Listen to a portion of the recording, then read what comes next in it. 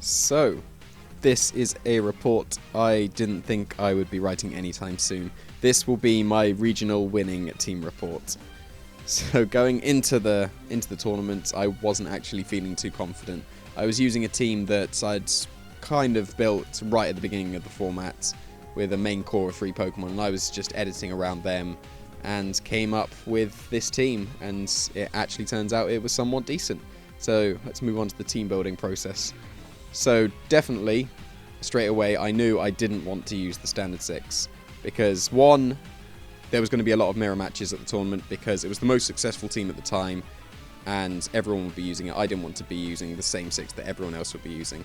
And 2, that wouldn't have been very fun at all. Like, some people will find clicking Dark Void, getting lucky, and then getting a Geomancy and sweeping fun, but that's not very fun in my opinion.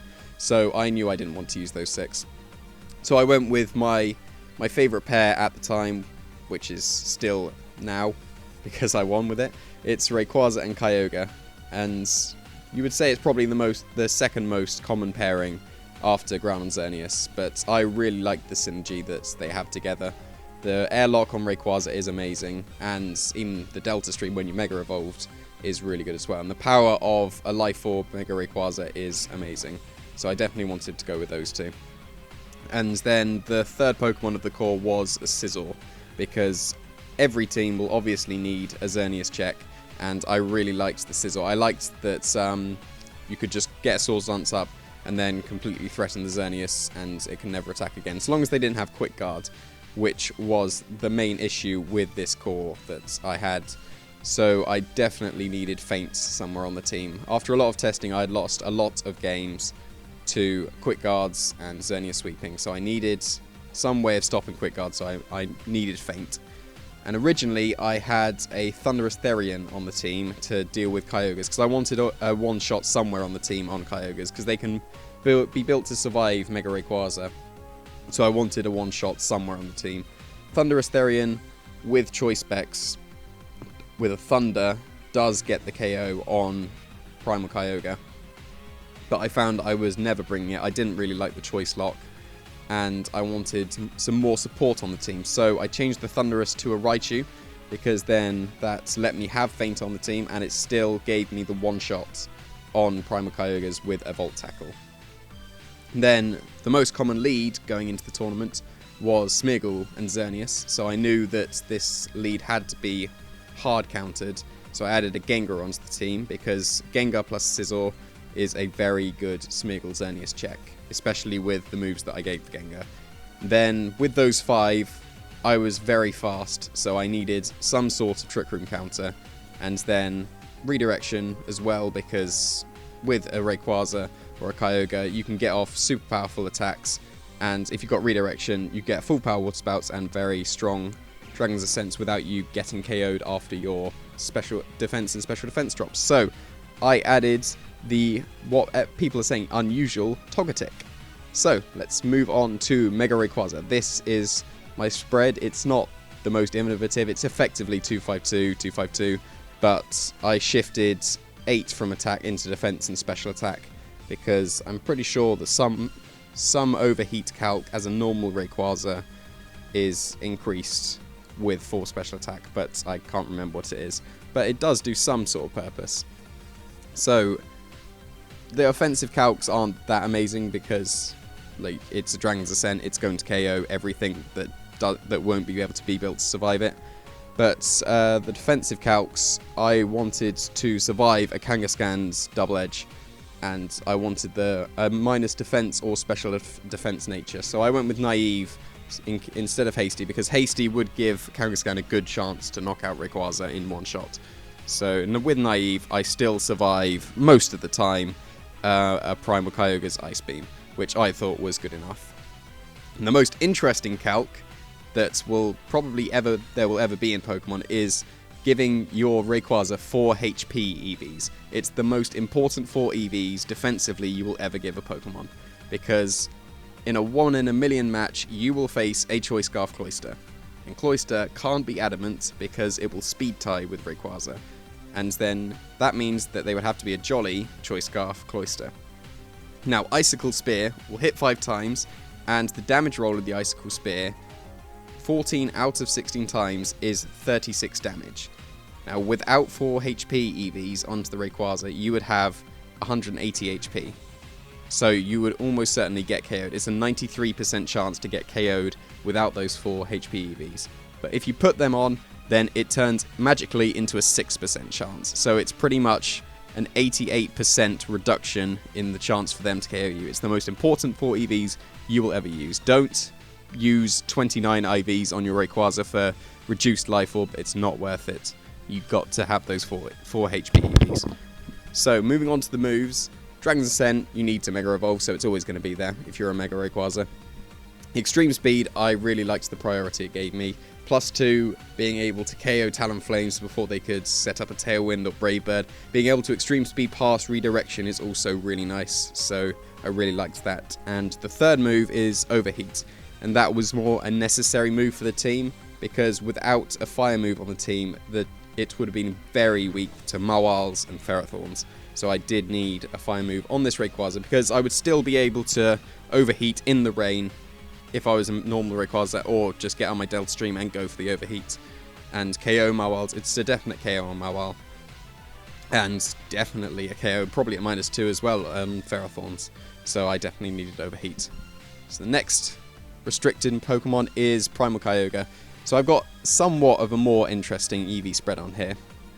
It was originally a timid Kyogre because speed ties, but I found that I was getting KO'd in one shot way too often, so I wanted to shift some of the either speed or special attack into the bulk. So I decided to go with modest max speed, because I still wanted to outspeed max speed Smeargle, and 244 is enough for that, but you might as well have the extra 8 in there to speed tie with other modest or adamant primals. And the 76 special attack is enough for Water Spout to one-shot a regular Kangaskhan, which I thought was enough of a benchmark. You don't really need to go 252 special attack with a Kyogre. It's got a huge special attack stat anyway. You don't really need to invest that much more in it, unless you're maybe a Trick Room 1 and you want to make the most of your Trick Room turns. But since I wasn't a Trick Room 1, I thought I could shift some of the special attack into the bulk, and it actually paid off on the day. I don't think I missed a KO I would have done if I'd have had more special attack investment, but I definitely survived attacks that I wouldn't have done otherwise. So it actually was a very good choice. The defensive investment isn't the greatest. It's more general bulk, because I could have given it a special attack EV investment of 28. That would have been a 93% chance to KO Kangaskhan, but then I'd miss out on a lot of chance to KO Xerneas. But with that, I would have been able to survive, I think, an Adamant Kangaskhan's Double Edge, but I settled for slightly less than that. I can survive a Jolly one quite easily, but with a Dragon's Ascent from a Rayquaza, it's still a 37% chance. And that was really the best I could do with the remaining EVs I had without sacrificing a lot of HP. If I set, I could reduce a lot of HP, put more into defense, but then it reduces the chance by 6%. And I didn't think that was worth it for the loss of HP, because you still have to take special moves like Dazzling Gleams and Moonblasts. So, and I actually survived 2 Mawile Sucker Punches on the day for the win, which was really nice. I don't think it was fully invested in attack, the Mawile, but it's still a good chance to survive 2 hits, which was really nice. So I decided to have Scold on my Kyogre, because I was a big fan of Thunder going into the tournaments, and it was Thunder for a while, but I needed the 100% accurate, reliable water move when my HP was gone, because I hate Origin Pulse, I hate Precipice Blades. The accuracy is stupid. 85% on 2 targets turns into 72% chance to hit both. That's pretty much a Focus Blast. I don't like running Focus Blast, so I like Scald over Origin Pulse. It opens up the chance to burn as well for a different type of wing condition, which is really nice. And Ice Beam is obviously to hit all the grass and the dragons, and also to hit Groudon outside of your rain in case you lose the Weather War. So the third Pokemon of the court was Sizzle. So I've got quite a unique EV spread on this Sizzle. Basically, it was built to survive a 2 Hyper Voices from a Mega Salamence because I found that I was losing to Mega Salamence too often because I died to Hyper Voices. And obviously, you need a good check to Mega Salamence because of Mega Rayquaza underspeeding it by 5. So I thought the defensive investment was pretty good for surviving 2 Hyper Voices, and it left me with enough attack for what I wanted. It still easily got the one-shot on a standard bulk Xerneas at +2, and it also definitely one-shots a Cresselia if they haven't got a defense boosting nature, and almost all of them should be running a special defense boosting nature because of all the eruptions and water spouts going around. So I felt really confident with the attack investment I gave it. I didn't feel the need for 252 attack. So basically the role of Sizzle was to KO Xerneas and also to KO Cresselias in Trick Room, because one of the main counters to Kyogre getting their rain up with their Groudon still in is to skill swap onto the Groudon and reset the weather. But this Sizzle underspeeds Cresselias, and it also underspeeds minimum speed Smeargle because I lost a match because I had to bug bite the thing next to a Smeargle and couldn't. So it underspeeds Cresselia, gets the +2 bug bite off. They try and skill swap and fail, and then they still go for the eruption, and they also fail that because it's still raining. So I really liked that speed investment, or lack of speed as it was. And I didn't feel the need to go for Brave. It hit the speed stat I wanted. It underspeds min speed Smeargle, so that was pretty good. It's pretty standard moveset otherwise. So, next, Raichu. This was an interesting moveset. It's all 4 attacks, considering it's a completely supportive Pokemon. Could have given it Assault Vest, that would have been amusing. But you need the Zap Plate to get the Oko on 252 HP Kyogres, 252 Ho-Ohs, and not much investment Yveltals. You can't rely on one-shotting Yveltals because they most of the time have defensive investment, but it can one-shot Yveltals, and that's really nice. Nuzzle is a great form of speed control. Can't be taunted, which is really nice, and getting Paralysis opens up a lot of win conditions for the team, because I am fairly fast, but if they get up a Tailwind, then that would be really bad for me. I need momentum on my side in being faster. So nuzzling them, getting the Paralysis, always ensures that I'm faster, and it's really good. Fake Out is obvious. I really like Fake Out. It's one of my favourite moves in VGC. Gives you so much momentum. And Feint was there for the Quick Guards, because that was completely necessary.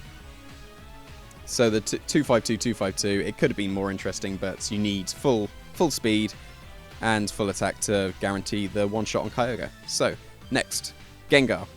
Again, not much of an interesting EV spread, but you don't need interesting when you've got a Focus Sash. I've got Sludge Bomb, Icy Wind, Skill Swap, and Taunt. Skill Swap, I had barely used before the tournament. It was really good in theory, but I hadn't really used it, because you could obviously Skill Swap your own Kyogre, reset the weather, and give it Levitate. Effectively a faster Cresselia skill swapping, but I hadn't really used it much in the tournament. I used it a lot in the tournament, which it was so useful. I managed to give my Scizor and my Mega Rayquaza huge power, and that was wonderful. The Mega Rayquaza with huge power did 90% to a Bronzong, and it was even in the final. It was being streamed all over the internet, and I had a huge power Mega Rayquaza. It was so nice. So Gengar paired with Scizor is a very good Smeargle Xerneas check. You taunt the Xerneas and Swords Dance first turn, and they either follow me away, so they get the Smeargle gets taunted and they get the Geomancy, but you're at +2, or they fake out the Scizor, and you just taunt the Xerneas, they don't get their Geomancy. Next turn you can taunt the Smeargle and get your +2. So it's a very good lead for Smeargle Xerneas. I faced the Standard 6 on stream in round 4, and the very first turn worked out very nicely. It showcased it very well, and I even got the KO on the Mega Salamence without him doing any damage to me turn 2, because I predicted the Protect on the Xerneas. So it's a very good Smeargle Xerneas counter. Sludge Bomb is obviously there for Xerneas, but I didn't use. I think it was the least used move on Gengar in the whole tournament, which is quite surprising. I really missed having Shadow Ball. Shadow Ball would have helped me so much in the final, because not being able to hit steals really hurt this Gengar. But Icy Wind is also really the main reason I used it. I like Icy Wind as a form of speed control, especially if you match Tailwinds and then get an Icy Wind off, you're going to be faster. And it's really nice, and it also really helps with Mega Salamences, because, as I said before, Mega Salamence is somewhat of an issue. But also you can skill swap away Salamence's Aerialates, which is also really nice. It's not many offensive or defensive calcs for Gengar here. It's like, that's how much it does to Xerneas, that's how much it does to Mega Salamence. It's a 2-shot on Mega Salamence with Icy Wind. So, last Pokemon. This is the one that people were most surprised about. I'll just say now, I used it once in the entire tournament. It was very effective when I used it, but I only used it once. I used it a lot more in practice. It's filled the role I needed. People are surprised I used it, but it doesn't really matter what Pokemon you use if you can justify it with what you need in your team. And I needed another Trick Room counter.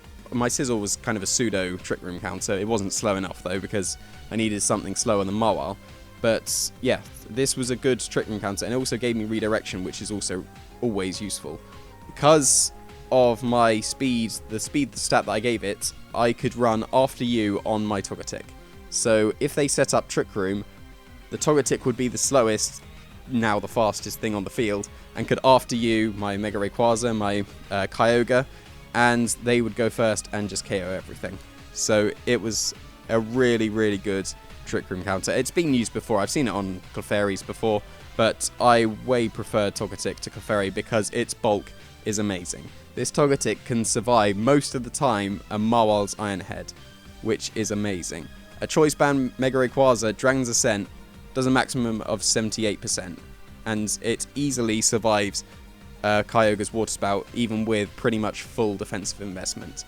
So that I went with defensive because you could take the Water Spouts quite easily without much investment, and when I was a calm, pretty much full specially defensive Togetic, I was dying too easily to offensive attacks on the physical side. So I definitely prefer this bold nature. The 2 IVs with bold hits 46 speed exactly, which is enough. Thanks to Jamie Miller for figuring this out. It outspeeds a Mega Rayquaza after it's been paralyzed. So you can follow me away the extreme speed, or the potential extreme speed, from the Mega Rayquaza when it's paralyzed, which is really useful. I've never had that situation yet, but it could happen, and it would be nice when it actually saves me. Dazzling Gleam is so if I get taunted, then I can actually attack. It can 2-shot a Mega Rayquaza if it's used a Dragon's Ascent, which is quite impressive considering it's fairly weak, no investment at all. And for the last move, I had Thunder Wave for quite a long time on my Togetic because, again, I really like paralysis, but I felt that matching Tailwinds was way more useful when I shifted my Kyogre from Timid to Modest, because when I was Timid, I could probably speed tie with a lot of Groudons, but when I changed it to Modest, I was underspeeding them a lot, and you obviously can't paralyze a Groudon.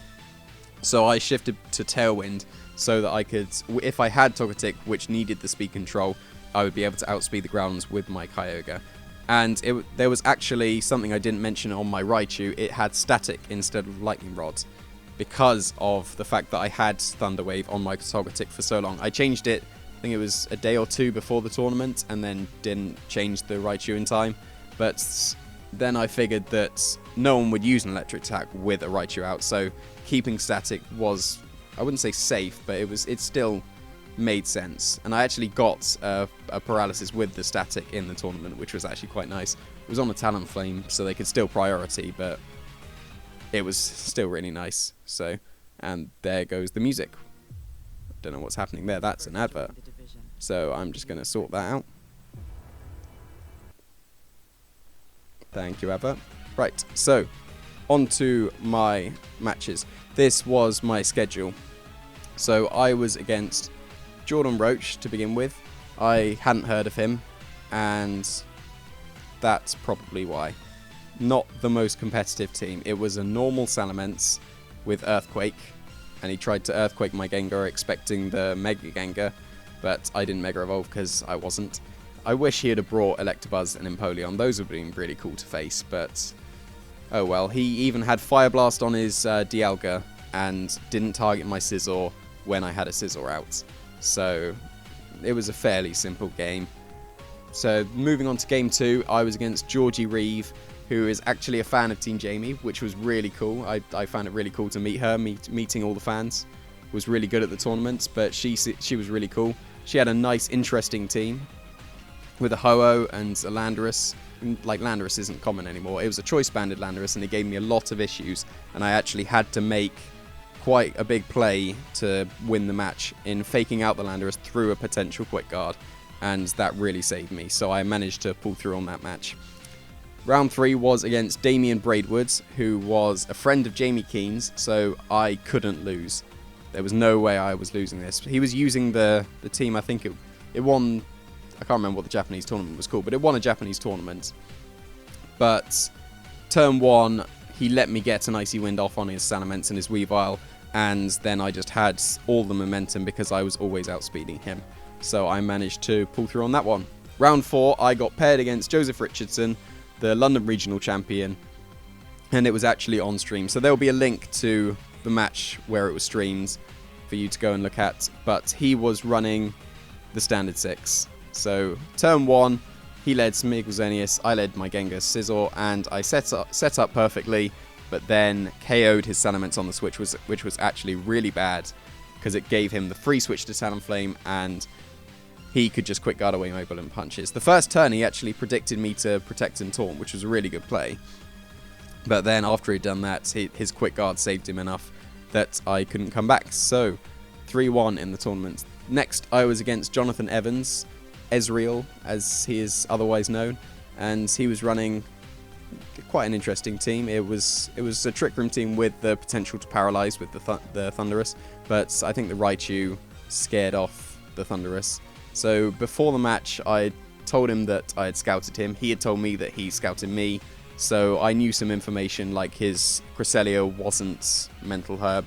So I predicted him to predict my taunt onto the Cresselia and Ice Beam me when I had the potential to taunt him, and that worked out really nicely. And I was able to just skill swap with my Gengar twice to Water Spout, both first turn KO in the Kangaskhan, then the Groudon, and he was left with Cresselia and Mungus, so there wasn't any way he was going to win from that.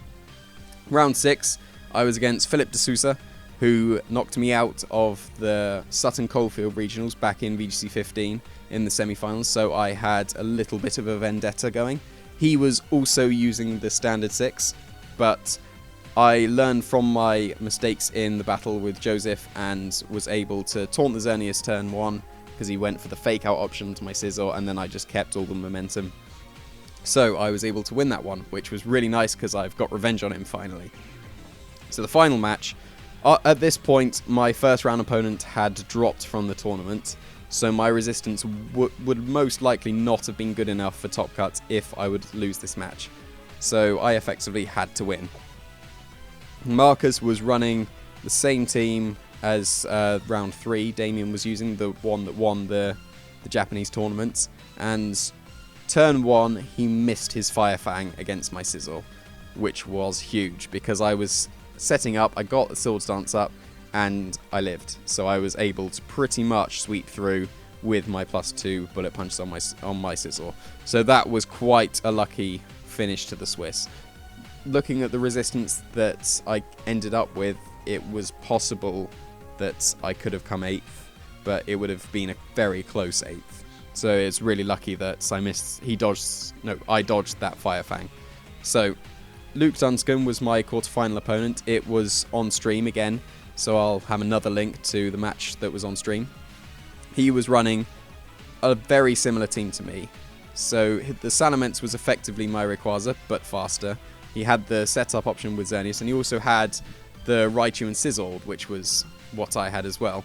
Now, he didn't know that I didn't have Lightning Rod on Raichu, so I was just playing it as if I did, which worked out really nicely because he never went for a Volt Tackle onto me.